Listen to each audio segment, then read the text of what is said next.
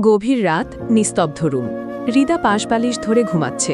ঠিক তখনই তার বালিশের পাশ থেকে ফোনটা ভাইব্রেট করে ওঠে। হৃদা চমকে উঠল।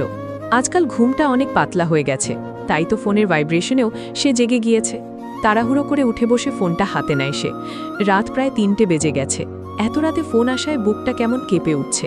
পিয়াস কিছু হলো নাকি? একটা অজানা দুশ্চিন্তা ভেতরটায় জেকে ধরেছে।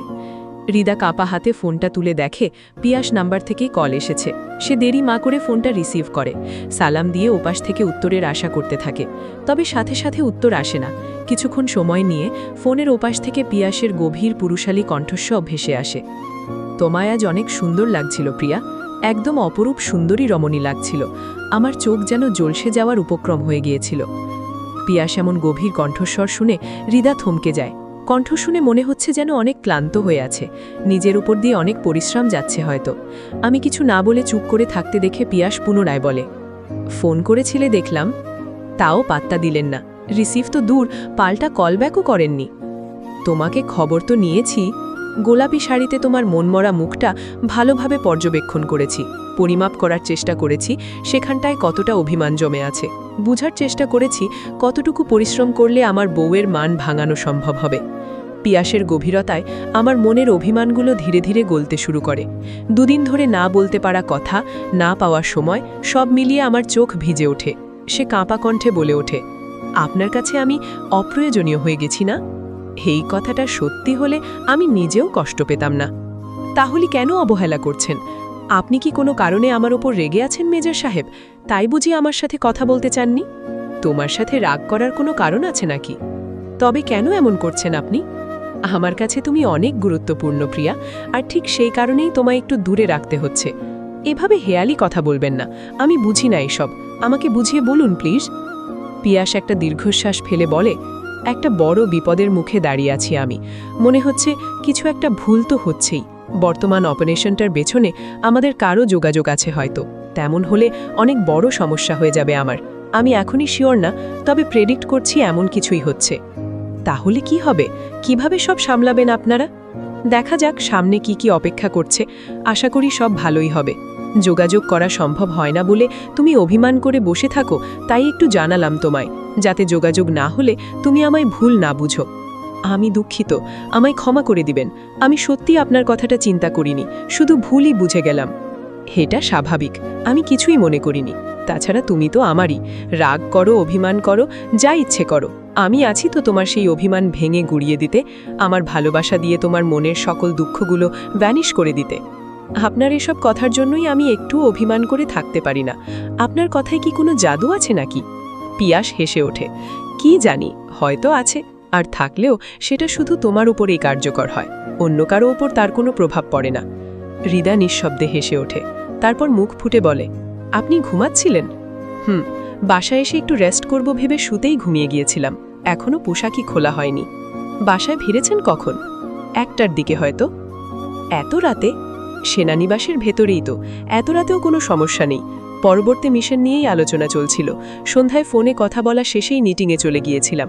ফোনটা সাইলেন্ট ছিল, তাই কোনো কলের খবরও পাইনি। হৃদা বুঝতে পারে পিয়াসের ব্যস্ততার কথা, তবুও তার ইচ্ছে হয় এভাবে দুটো শান্তিতে কথা বলতে। ইচ্ছে হয় পাশে বসে পিয়াসের সাথে দুটো সুখ দুঃখের গল্প করতে। অথচ লোকটার সাথে থাকা তো দূর, দুটো কথাও ঠিকমতো হয় না। এসে খেয়েছেন আপনি? খেয়েছি। পিয়াস মিথ্যে বলে। বাসায় ফিরে আর খাওয়া হয়নি তার। খাবারের রুচিও নেই, তাছাড়া এখন রান্না করারও ইচ্ছে নেই। সব মিলিয়ে খিদে থাকা সত্ত্বেও আর খাওয়া হয়ে ওঠেনি। হৃদার বড্ড ইচ্ছে করছে একটু পিয়াসকে কাছে পেতে। ইচ্ছে করছে লোকটার বুকে মিশে গিয়ে একটা শান্তির ঘুম দিতে, সারাদিন অপেক্ষা করে রাতে মধুর সময় কাটাতে। এই দূরত্ব আর সহ্য হচ্ছে না তার। হৃদা আর না পেরে মনের কথাটা বলেই ফেলে, আমাদের পুনরায় মিলন কবে হবে মেজর সাহেব? আপনার অপেক্ষায় আমি বসে আছি। আসছেন না কেন আমার তপ্ত হৃদয়ে আপনার ছোঁয়ায় শীতল করে তুলতে? হৃদার করুণ কণ্ঠস্বর শুনে পিয়াসের বুকটা হাহাকার করে ওঠে। যেই মেয়েটা অপেক্ষা করতে পারবে না, টেনশন করতে পারবে না বলে বিয়ে করতে চাইল না, সেই মেয়েটাই এখন কেমন ধৈর্য ধরে তার ফেরার অপেক্ষা করছে। এবার তো অপেক্ষার পালার অবসান ঘটাতে হবে। পিয়াস মৃদু নিঃশ্বাস ফেলে কিছুটা ফিসফিসিয়ে বলে ওঠে, আর একটু অপেক্ষা করো বউ, আসছি খুব শীঘ্রই তোমায় নিজের কাছে নিয়ে আসতে। এবার অনেক দিনের ছুটি নেব, তারপর তোমায় নিজের সাথে রেখে দেব। তখন আর তোমায় এত দীর্ঘ সময় করে অপেক্ষা করতে হবে না। এবার আমায় সাথে নিয়ে যাবেন তো মেজর সাহেব? এই দূরত্ব আমি আর সহ্য করতে পারছি না। এভাবে আমি থাকতে পারবো না। আমিও চাই একটা সুখের সংসার করতে।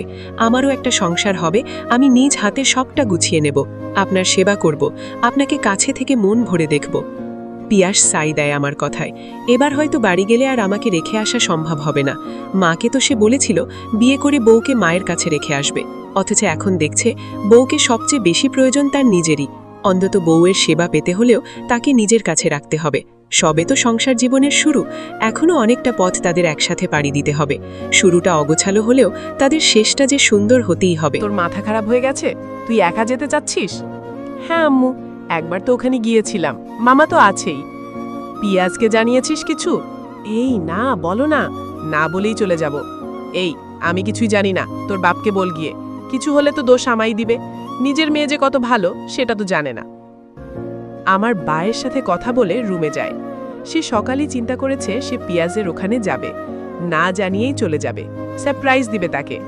পিয়াজ সাথে একটু আগেই কথা হয়েছে, বলেছে আজকে নাকি তেমন কাজ নেই, সারাদিন রেস্ট ওনার, তাহলে চলে গেলে উনি এসে এগিয়ে নিয়ে যেতে পারবে।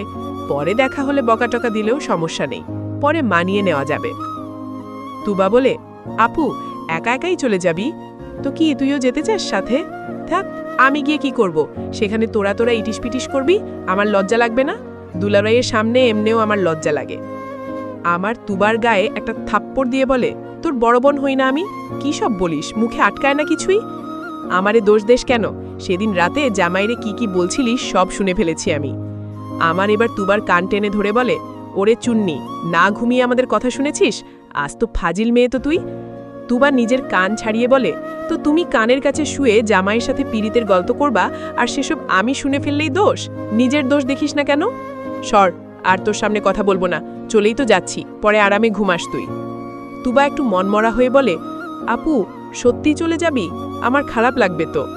আগে না ঝগড়া লাগলেই আমাকে শ্বশুরবাড়ি পাঠিয়ে দিতে চাইতি, এখন মন খারাপ হবে কেন? ওইটা তো কথার কথা বলতাম, রেগে বলতাম ওসব। তুবার কথাকে পাত্তা মাজিয়ে আমার নিজের মতো ব্যাগ গুছাতে থাকে। তুবা মন খারাপ করে বিছানায় বসে বোনের দিকে তাকিয়ে থাকে। আমার মুখে কেমন মিষ্টি হাসি দেখা যাচ্ছে, স্বামীর কাছে যাচ্ছে বলে এত খুশি। তুবা বসে থাকতে থাকতে তার ফোনে কল আসে। তুবা ফোন হাতে নিয়ে কলারকে দেখেই চমকে ওঠে, তাড়াতাড়ি করে ফোন কেটে মেকি হাসি দেয়। হৃদা ভ্রু কুচকে তাকাতেই তুবা বলে, ওই সিম কোম্পানি থেকে ফোন এসেছে, দে তো দেখি, আমি দেখি এটা কোন সিম কোম্পানি। বলেই কাড়াকাড়ি করে ফোনটা নিয়ে নেয়। তারপর কল লিস্টে গিয়ে নামটা দেখেই ভ্রু কুচকে তাকায়। এই নামে কাউকে চিনে বলে তো মনে হয় না। সে সন্দেহের দৃষ্টিতে তুবার দিকে তাকায়। এই স্যাম্মটাকে রে? তুবা ধরা খেয়ে আমতা আমতা করে বলে, ওই ছেলেটা। কোন ছেলে? ওই যে আমাদের চীনে ছেলেটা, শিলাদের বাসার ভাড়াটিয়া, আমায় সেদিন হেল্প করলো যে। ওই ছেলে তোকে ফোন দেয় কেন? কিসের কথা তোর সাথে? আপু আসলে, সত্যি কথা বলবি, কতদিনের পরিচয় তোদের? ভালোবাসা হয়ে গেছে? আপু আপু আগে শোন ভালো করে। কি শুনবো রে? তোর মতো মেয়ে এসব লাইনে যেতে পারে বলে আমি কখনো ভাবিনি। তুই আমার চিন্তাধারার উল্টো কাজটা করে বসলি। ও ভালো ছেলে। ভালো ছেলে? কতটুকু চিনিস ওকে? আমি নিজেও তো চিনি না। তুবা, তুই ফাঁদে পা দিতে যাচ্ছিস। এসব কিছুই হবে না, ও কিছুই করবে না দেখিস। ও আমাকে শুধু বলেছে আমাকে ভালোবাসে, আমি এখনো কিছুই বলিনি। তাছাড়া স্যাম্মু আমার কোচিংয়েই পড়ায়, পরিচয় ছাড়া তো তাকে কোচিংয়ে চাকরি দিবে না। তুই এসব থেকে সরে আসবি না বলছিস? আমি ওকে পছন্দ করি, তবে উল্টাপাল্টা কিছু করব না, যা করব সবার অনুমতিতেই হবে। আমার রাগে কি করবে বুঝতে পারছে না। তুবা তার হুঁশ জ্ঞান হারিয়ে বসেছে। কোথাকার কোনো ছেলে তাকে না চিনেও ভালোবেসে বসে আছে। এই মেয়ে এমন বোকামো করবে বলে সে কখনো ভাবেনি। সে তো আজকেই চলে যাবে, যাওয়ার আগে মাকে একটু টাচ দিয়ে যেতে হবে। সরাসরি সব বলে দিলে আম্মু মেজাজ হারিয়ে হাত তুলতেও দ্বিধাবোধ করবে না, তাই পরিস্থিতি যাতে স্বাভাবিক থাকে সেভাবেই সবটা জানিয়ে যেতে হবে। পিয়াজ সকালে একটু দেরিতেই ঘুম থেকে ওঠে। আজ ছুটি বলে তেমন তাড়াহুড়ো নেই। আলসেমি করে সকালের নাশতা করে দুপুরের রান্নার প্রস্তুতি নেয়। অনেকদিন পর তার একটু বিরিয়ানি খেতে ইচ্ছে করছে, কিন্তু সে বিরিয়ানি রান্না করতে পারে না, তাই মনের ইচ্ছাটা মনের ভেতরেই চেপে রেখে সে ভাত তরকারি রান্না করে। তারপর কোনো কাজ না থাকায় শুয়ে থাকে। সিদ্ধান্ত নেয় আজকে একটু সময় করে আমার সাথে কথা বলবে। সেই ভাবনা অনুযায়ী সে হৃদাকে ফোন করে, তবে আমার ফোন রিসিভ করে না। পরপর 2-3 বার কল করলেও রেসপন্স পাওয়া যায় না। পিয়াজ একটু টেনশনে পড়ে গিয়ে শোয়া থেকে উঠে বসে। একটু সময় পরে আবারও কল করে। তখন ফোন রিসিভ হয়। আমা সালাম দিতেই পিয়াজ ধমকে বলে, কোথায় তুমি? এতবার ফোন দেওয়া লাগে কেন? একবারই রিসিভ করতে পারো না? ফোনের ওপাশ থেকে প্রচুর গাড়ির আওয়াজ আসছে। পিয়াজ ভ্রু কুচকে বলে, এই তুমি কোথায়? বাইরে বেরিয়েছো কেন? তোমার না পরীক্ষা শেষ? এখন তো ক্লাস থাকার কথা না। আমা এপাশ থেকে বললাম, আরে আমি বাইরে এসেছি, গাড়িতে এখন, কলেজে এসেছিলাম, কিছু দরকারি কাগজপত্র তোলার ছিল। বান্ধবীকে বলে দিতে, ও তুলে এনে দিত। তোমাকে বাইরে বের হতে শুনলেই আমার ভয় লাগে এখন। আমা হেসে ফেলে, এখন থেকে আর ভয় পেতে হবে না, টেনশন যাতে না হয় তেমন কিছুই করছি। কি বললে? স্পষ্ট করে বলো। পরে বলবনি, গাড়ির হর্নে কিছুই শুনতে পারছি না। আচ্ছা, বাসায় গিয়ে ফোন করবে আমায়। আমা ফোন কেটে মুচকি হাসে। ঘণ্টাখানিক হলো সে বাসে উঠেছে। রাস্তায় জ্যাম না থাকলে বিকেল দিকেই সে পৌঁছে যাবে। আজকে পিয়াজকে একটা বড়সড় সারপ্রাইজ দিবে সে।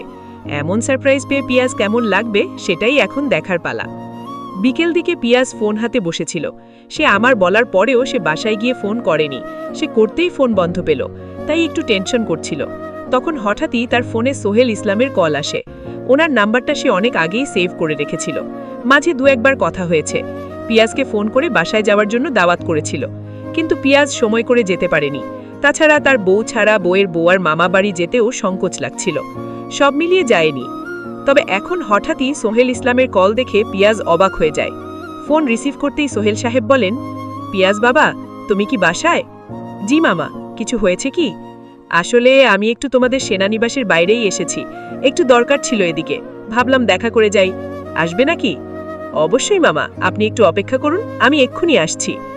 পিয়াজ ফোন কেটে তাড়াতাড়ি করে তৈরি হয়। তাড়াহুড়ো করে গেইটে পৌঁছতেই একটু দূরেই সেলিম সাহেবকে দাঁড়িয়ে থাকতে দেখে। সে এগিয়ে গিয়ে বলে, কেমন আছেন মামা? এখানেই দাঁড়িয়েছিলেন কেন? গেইটে আমার পরিচয় দিলেই হতো।